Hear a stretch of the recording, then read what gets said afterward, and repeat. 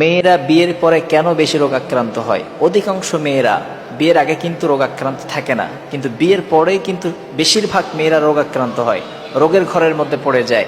এটা আমাদের জানা দরকার, কেন তারা রোগাক্রান্ত হচ্ছে।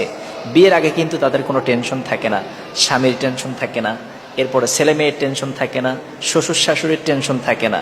কিন্তু বিয়ের পরে একটা মেয়ে যখন বিয়ে করে তার স্বামীর বাসায় যায়, তখন শ্বশুর একটা কথা বলে, শাশুড়ি একটা কথা বলে, ননদ যদি থাকে সে একটা কথা বলে, অথবা হাজব্যান্ড একটা কথা বলে। এই প্রেশার সেই মেয়েটা সহ্য করতে পারে না। মেয়েটা যদি বাচ্চা হয়, কম বোঝে, তাহলে ওই মেয়েটা কিন্তু এই প্রেশারগুলো সহ্য করতে পারে না। স্বামী একটা কথা বললো হঠাৎ করে, আবার শ্বশুর এসে বললো এই কাজটা এখনো হয় নাই কেন, শাশুড়ি এসে বললো এই কাজটা তোমাকে করতে বলেছিলাম এখনো করো নাই কেন।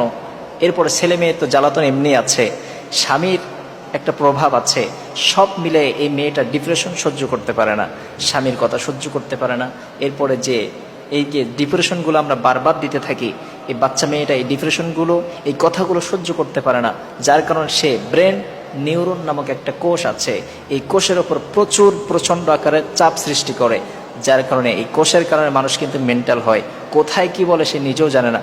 একটা মেয়ের ওপরে যখন চাপ পড়তে থাকে, এই নিউরন নামক কোষের ওপর প্রেশার যখন পড়তে থাকে, এই মেয়েটা তখন কোথায় কি বলে এই মেয়েটা কিন্তু আর বলতে পারে না। এই জন্য মেয়েরা বেশি রোগাক্রান্ত হয়ে যায়। এজন্য করে খবরদার, আপনার বাসায় একটা মেয়ে, অচেনা মেয়ে দূর দূরান্ত থেকে আপনার বাসায় গিয়েছে, সে আপনার সংসারের সব কাজ করে দেয়, সে আপনার পিতামাতার খেদমত করে, আপনার খেদমত করে। এজন্য খবরদার, তাকে বেশি প্রেশার দেবেন না, তাকে বেশি প্রেশার দিবেন না।